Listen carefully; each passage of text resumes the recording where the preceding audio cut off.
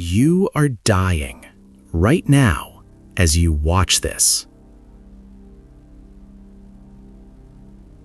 And Seneca says, good, because most people waste the life they're so afraid to lose. We live in a world absolutely terrified of getting old. Billion-dollar industries exist for one reason, to make you feel like aging is failure. Skincare routines that promise to reverse time. Fitness influencers who are 22 telling you how to optimize your body before it's too late. Social media feeds full of youth, beauty, and speed. And somewhere in the middle of all that noise, you start to feel it. That quiet anxiety, that whisper that says, I'm running out of time. I haven't done enough. I'm not young enough. I'm not enough. But what if everything this culture told you about aging was completely wrong? 2,000 years ago, a Roman philosopher named Lucius Annaeus Seneca, a man who had survived exile, poverty, immense wealth, political betrayal, and the constant threat of death under Emperor Nero, sat down and wrote letters.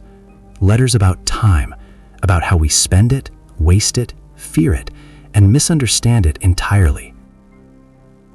And what he wrote is perhaps the most important thing a human being in 2025 could read. Today, we're going to walk through Seneca's philosophy on aging, and by the end of this video, I promise you, you will never look at getting older the same way again. Let's begin. Chapter 1. The lie we've all been sold. Life is not short, we make it short. The first thing Seneca attacks, and he attacks it hard, is the most common complaint of human beings across all of history. Life is too short. You've said it, I've said it, every generation has said it. But Seneca, in his masterpiece on the shortness of life, opens with this devastating line. It is not that we have a short time to live, but that we waste a great deal of it. Read that again. He's not saying life is long enough if you're lucky. He's saying life is, objectively, generous, enormous even. The problem isn't the amount of time we're given. The problem is what we do with it. He watched the wealthiest, most powerful people in Rome, senators, generals, emperors, spend their entire lives chasing things that gave them nothing back. Chasing status, chasing pleasure, chasing other people's opinions of them. And he said, these people did not live long lives, they lived long deaths. Because here's the truth that our youth-obsessed culture never tells you. Being young is not the same as being alive. You can be 24 years old, physically perfect with everything ahead of you, and be completely, utterly dead on the inside, going through motions, consuming without thinking, reacting without reflecting. And you can be 65, gray-haired, slower than you used to be, and be more alive than you have ever been. Present, clear, purposeful. Seneca's entire philosophy rests on this foundation. It is not the number of years in your life that matter. It is the depth of those years, the presence inside them. Youth-obsessed culture sells you the container. Seneca is trying to give you what goes inside it. So, if life is generous, why does it feel so short? Why do so many people reach 40, 50, 60 and feel like they blinked and missed it? Seneca identifies 3 categories of people who waste their lives, and I want you to listen carefully because at least one of these is going to hit close to home. The first waster, the busy person. Seneca writes, of all people, only those are at leisure who make time for philosophy. Only those are really alive. He's not talking about people who are lazy. He's talking about people who are constantly busy, but busy with the wrong things. Meetings that go nowhere, obligations taken on to please others, a career climbed not because it matters to you, but because society said that's the ladder to climb. Busyness became a status symbol. We wear exhaustion like a badge of honor. But Seneca says, a person consumed by busyness has no life of their own. They live for everyone else's agenda. Their time is eaten alive by other people's emergencies, demands, and expectations. Sound familiar? The second waster, the pleasure chaser. This one is subtle, and it's extremely relevant today. Seneca warns against the person who gives themselves entirely to pleasure and entertainment. He's not anti-joy, he's not telling you to be miserable, but he noticed that people who spend their lives seeking the next dopamine hit, the next party, the next thrill, the next distraction, wake up one day and realize they accumulated experiences but built nothing, felt a lot but understood nothing. In 2025, this is the infinite scroll, the binge watch, the constant stimulation that feels like living, but is actually a slow escape from it. The third waster, the postponer. This might be the most dangerous of all. I'll start living when I retire, when the kids are grown, when I have more money, when things calm down. Seneca absolutely demolishes this mindset. He says the postponer is the most tragic figure of all because they always intend to begin living, and life ends before they ever do. Every moment you say later to your own life, you are giving away something you cannot get back.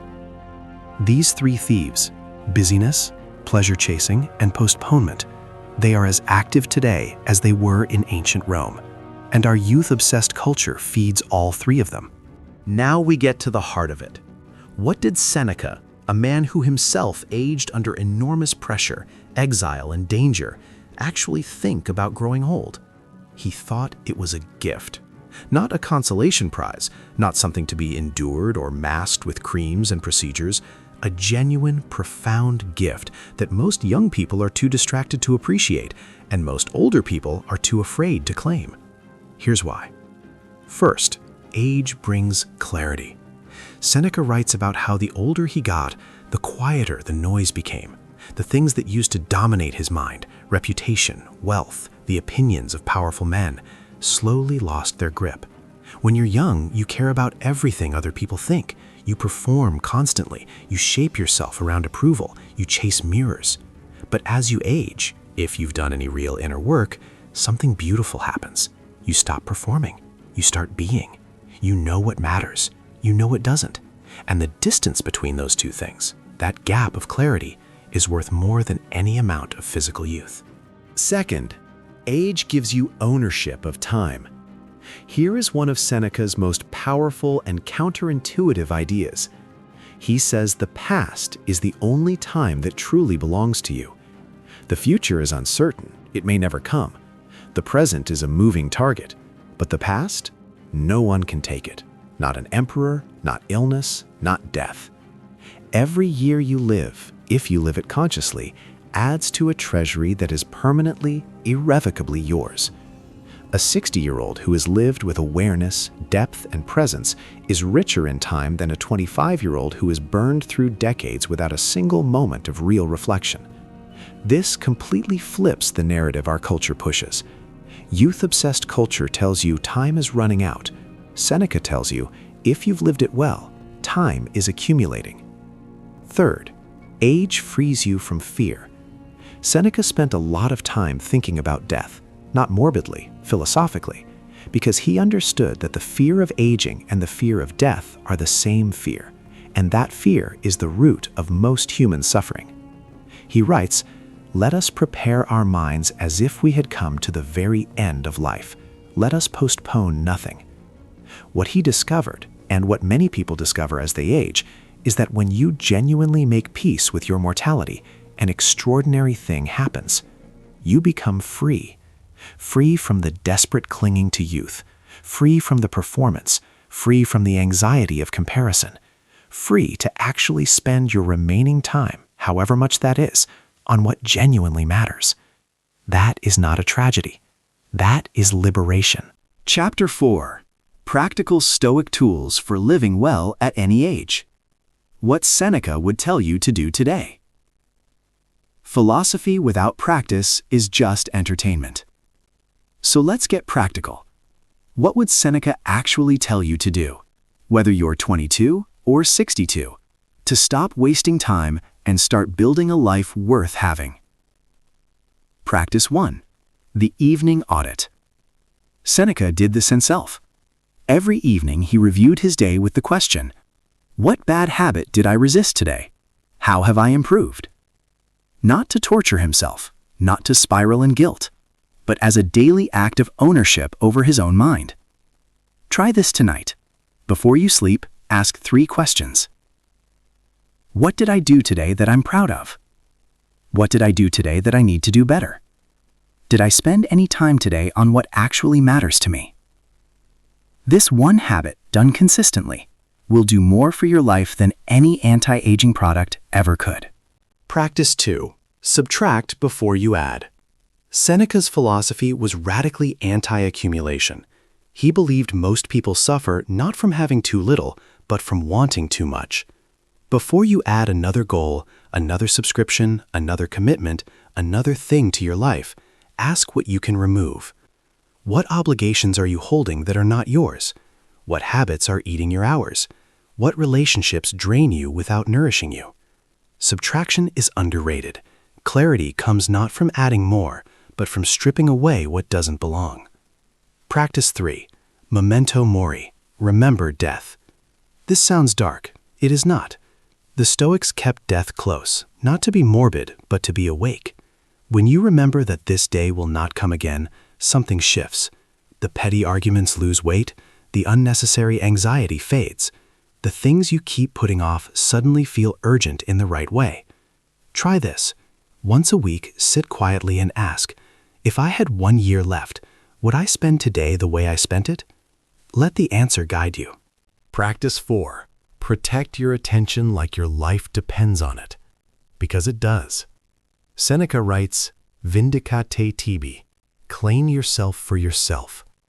Your attention is your life. Where your attention goes, your life goes. And we live in the most attention-extracting environment in human history. Every app, every platform, every notification is engineered to pull your focus away from your own life and towards someone else's agenda. Guard your attention fiercely. Read, think, sit in silence. Have real conversations. Create something. These are not luxuries.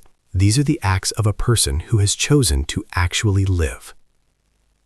Practice 5. Find your philosophy and live it. Finally, Seneca believed that without philosophy, without some guiding framework for how to live, a person is simply reacting to life rather than leading it. You don't have to call yourself a Stoic, but you need something that answers the questions. What matters? How should I treat others? What is enough? What kind of person am I trying to become? Without answers to these questions, culture answers them for you. And culture's answers are, be younger, be richer, be more productive, consume more, compare more, fear more. Seneca's answers were different. And I think if you're watching this channel, you feel that difference too. Here is what I want you to take away from everything we've covered today. The world will keep screaming at you to be younger, faster, smoother, more optimized, more viral, more visible. It will keep selling you the idea that somewhere in the past, in your 20s, in your pre-wrinkle face, in your faster metabolism, that's where the good life was. Seneca looked at that lie directly and called it what it was: a waste. The good life is not behind you. It is not even ahead of you in some future version of yourself. It is available right now, in this moment, to the person who chooses to claim it. Age is not your enemy. Unconsciousness is. Distraction is. Postponement is. You have been given, as Seneca says, a generous amount of time. The question is never how much time you have. The question is always, what will you do with the time that is undeniably, irrevocably yours? Start there. Start today. Start now. If this video gave you something to think about, a new lens, a new question, even just one idea that landed, then do me one favor. Share this with someone who needs to hear it. A friend who's been hard on themselves about getting older, a parent, anyone who's been caught in the trap of thinking the best years are behind them. This is exactly the kind of content we build here on Stoic Endeavors. Ancient wisdom, made real, made practical, made for the life you're actually living. If you're new here, subscribe. We drop new videos every week. And if you want to go deeper, comment below, Vindica te tibi, Seneca's words meaning claim yourself for yourself. Just drop it in the comments. I'll know you made it to the end, and I'll know you're serious about this. I'll see you in the next one. Stay disciplined, stay present, keep going.